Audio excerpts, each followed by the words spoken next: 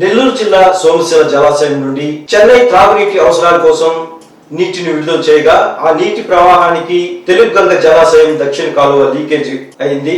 ఈ లీకేజీ ప్రభావం ఎక్కువ కావడంతో భారీగా లీకేజ్ అవుతూ తిరిగి ఆ నీరు వృధాగా పెన్నా నదిలోకి వెళుతుంది. పెన్నా నది దిగువ ప్రాంతానికి ఈ విధంగా ఎక్కువ నీరు ప్రవహిస్తుండటంతో స్థానికులు భయాందోళన చెందుతున్నారు.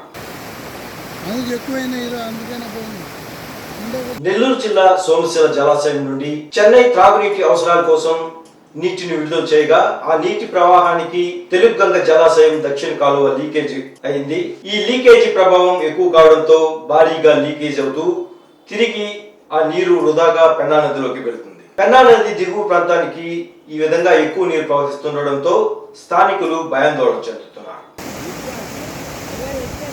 సుబ్బరాజు రాజపాలెము మా రాజకాలం నీళ్ళు ఎత్తిండ్రు, మాకు అందుకే నీళ్ళు చాలల్లోకి లీకేజ్ అవుతుండే, అది ఖండించాలని చెప్తున్నాం.